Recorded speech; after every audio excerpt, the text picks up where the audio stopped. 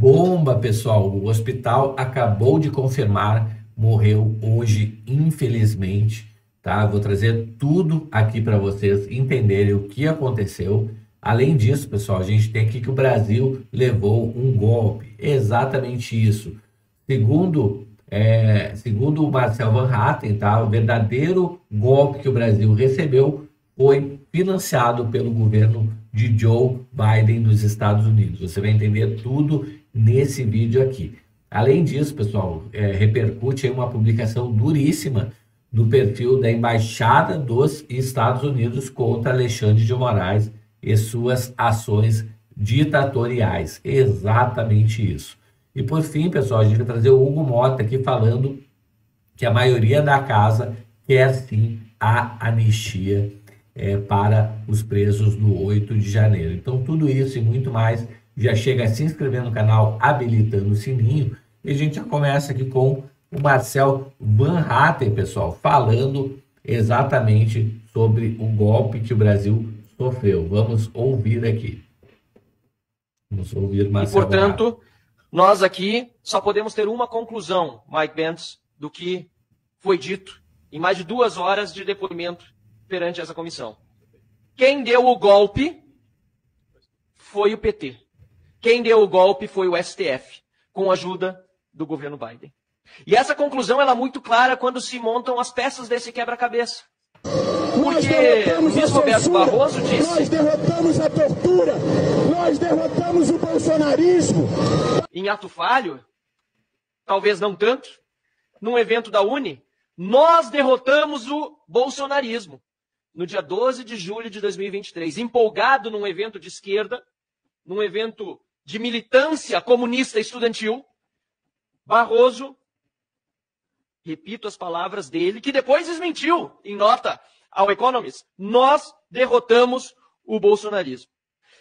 E isso aconteceu em julho de 2023, perto de 2 anos depois, o Barroso disse que pediu apoio dos Estados Unidos para evitar, bota entre aspas, porque isso aqui é a Carta Capital, mas até preferi mostrar da Carta Capital porque é um órgão de esquerda, de imprensa, um golpe de Estado no Brasil.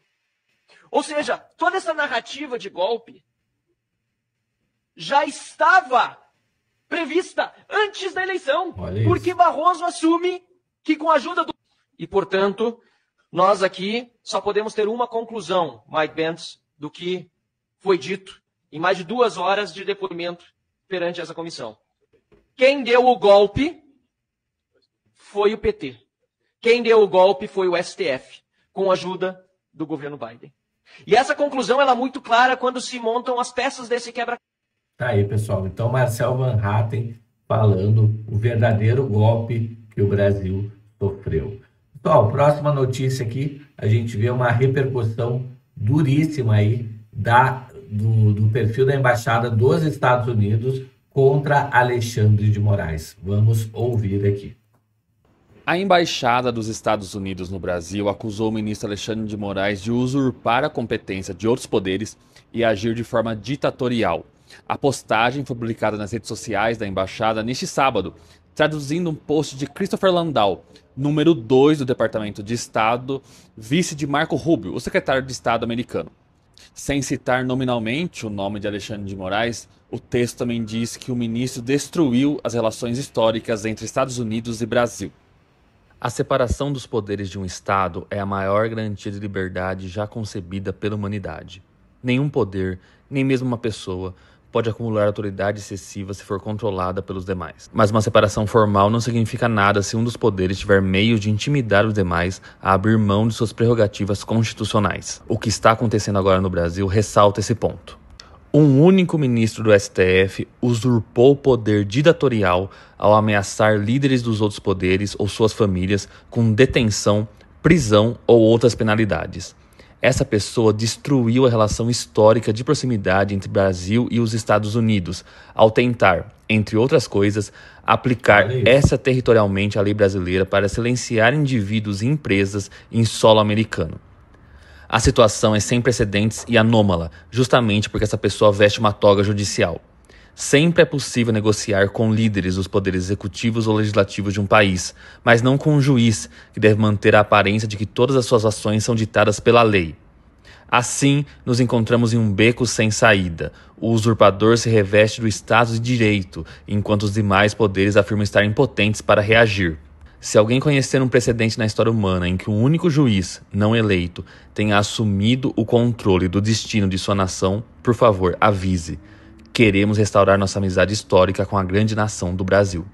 E vale lembrar que o governo Trump nunca indicou um embaixador para o Brasil. O responsável pela embaixada é o encarregado de negócios, que foi chamado ao Itamaraty essa semana para dar explicações após uma outra postagem em que a embaixada dizia estar monitorando aliados e outros juízes do Supremo que por acaso apoiassem ações de Alexandre de Moraes. Tá aí, pessoal. Então, a embaixada dos Estados Unidos e Mike Pence acompanhando de perto as ações dos outros ministros, né, de apoio a Moraes para que sejam aplicadas a lei Magnitsky a todo apoiador de um violador de direitos humanos, né? Então é assim que vai funcionar. Vamos ouvir o que eu vejo aqui, assim, tem um sentimento na casa de que até essas assinaturas foram colocadas acerca do projeto da anistia, que as pessoas não concordam com penas exageradas que foram dadas por crimes não tão graves e que pessoas até hoje estão aí condenadas, alguns cumprindo pena ainda, né, por condenações que tiveram cumulatividade de penas. E aí, a partir da polêmica do tema, se começou a discutir alternativas, porque eu também noto que há dentro da casa um certo receio de se fazer uma anistia ampla, geral e restrita, porque tem aí relatos, né, de assuntos que estão sendo já apurados pelo Supremo de planejamento para matar pessoas, para ataque terrorista. Então, eu não vejo que os parlamentares têm interesse de anistiar essas pessoas que fizeram isso. Não acho que esse seja um sentimento da casa, né? O sentimento da casa é muito mais de sensibilidade às pessoas mais humildes, aquelas pessoas que participaram do movimento e não cometeram, digamos, delitos tão graves, delitos tão pesados e receberam penas... que não depredaram. Que receberam penas elevadas. E que, assim, se puder haver, do ponto de vista legislativo, uma alternativa a isso, eu penso que é uma alternativa talvez que atenda a maioria da casa. Mas, repito, essa construção, ela tem que ser feita no âmbito ali do colégio de líderes, daqueles atores que têm interesse em votar a matéria, para que isso possa ser levado ao plenário. Tá aí, pessoal. Então, o Moto falando da anistia, que sim, tem uma maioria no Congresso para votação. Pessoal, próxima notícia aqui, uma notícia triste, né? Infelizmente, morreu o pré-candidato à presidência da Colômbia, né, Miguel Uribe, de direita, né, que foi baleado durante um discurso. Isso foi em junho, ele estava hospitalizado e veio a óbito hoje, pessoal. Então, pré-candidato, né, ele era senador da oposição e um dos favoritos na corrida eleitoral, pessoal, tá?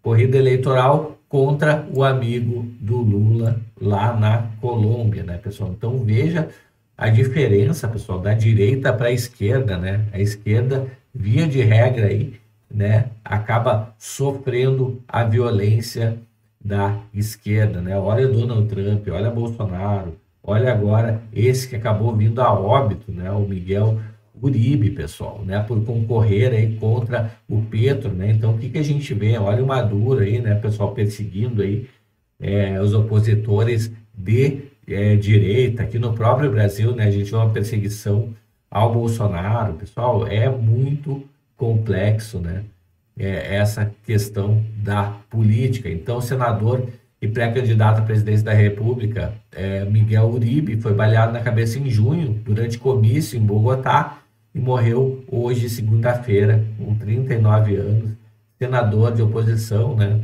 ao atual governo do Petro, do amigo do Lula, e um dos favoritos à corrida eleitoral colombiana, né? Então, senador também era neto do ex-presidente, filho de um jornalista sequestrado e assassinada pelo cartel de Medellín. Então, a família dele já vinha sofrendo, muito complexo, pessoal, nesses países aí da América Latina, tentar concorrer aí pela direita, né? Sendo que muitas vezes o governo está ligado até a tráfico de drogas e por aí vai, né? Assim como é o caso lá da Venezuela.